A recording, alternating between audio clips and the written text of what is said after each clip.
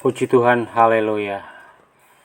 Pagi hari ini kami mau renungan saat tenang teduh dalam Alkitab Yesaya pasal yang ke-53 sampai yang ke-57.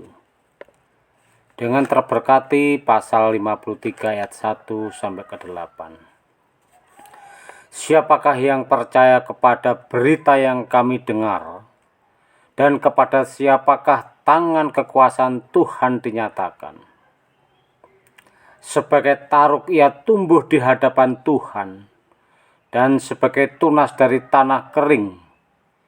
Ia tidak tampan, dan semaraknya pun tidak ada, sehingga kita memandang dia, dan rupa pun tidak, sehingga kita menginginkannya. Ia dihina dan dihindari orang, seorang yang penuh kesengsaraan dan yang biasa menderita kesakitan. Ia sangat dihina sehingga orang menutup mukanya terhadap dia, dan bagi kita pun dia tidak masuk hitungan. Tetapi sesungguhnya penyakit kitalah yang ditanggungnya, dan kesengsaraan kita yang dipikulnya. Padahal kita mengira dia kena tulah, dipukul dan ditindas Allah. Tetapi dia tertikam oleh karena pemberontakan kita. Dia diremukkan oleh karena kejahatan kita. Ganjaran yang mendatangkan keselamatan bagi kita ditimpakan kepadanya. Dan oleh bilur-bilurnya kita menjadi sembuh. Kita sekalian sesat seperti domba. Masing-masing kita mengambil jalannya sendiri. Tetapi Tuhan telah menimpakan kepadanya kejahatan kita sekalian. Dia dianiaya, tetapi dia membiarkan diri ditindas dan tidak membuka mulutnya seperti anak domba yang dibawa ke pembantaian. Seperti induk domba yang keluh di depan orang-orang yang menggunting bulunya. Ia tidak membuka mulutnya.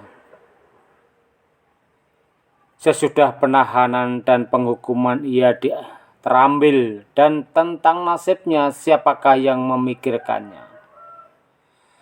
Sungguh ia terputus dari negeri orang-orang hidup, dan karena pemberontakan umatku ia kena tulah. Nah, teman-teman, saudara-saudaraku sekalian yang dikasihi oleh Tuhan, sesudah itu Nabi Yesaya menyampaikan tentang bagaimana Tuhan menggenapi janjinya tentang penyelamatan umat Tuhan. Yang terjadi pertemuan antara keadilan dan kasih Tuhan di dalam Kristus. Keadilan Tuhan harus menghukum dosa, sedangkan kasihnya harus menyelamatkan manusia yang seharusnya tidak dihukum atau dihukum. Akhirnya tidak dihukum melalui Yesus Kristus Tuhan kita. Karyanya sungguh sempurna. Kristus mati disalib karena dosa manusia. Sakit penyakit manusia. Hukumannya yang seharusnya ditanggung manusia karena dosanya. Ditanggung Yesus Kristus disalib untuk menggantikan hukuman yang harus ditanggung manusia. Apakah bisa manusia melakukan hal seperti Kristus? Maka Allah turun sebagai manusia menggantikan seharusnya siksaan yang diterima oleh manusia, tapi diterima oleh Yesus Kristus. Menjelma manusia untuk disiksa, untuk menanggung dosa-dosa manusia. Marilah kita saling memaafkan. itu sangat baik jikalau kita mempunyai suatu kesalahan. Dan bukan hanya bagi saudara kita saja, tetapi juga bagi kita. Tetapi hal ini dilakukan hanya mendapatkan pengampunan dosa perbuatan. Jadi setiap orang membutuhkan pengampunan dosa asal atau dosa keturunan. Itulah sebabnya Kristus mati di kayu salib untuk pengampunan dosa asal yang memutuskan hubungan antara Tuhan Sang Pencipta dan manusia yang diciptakan.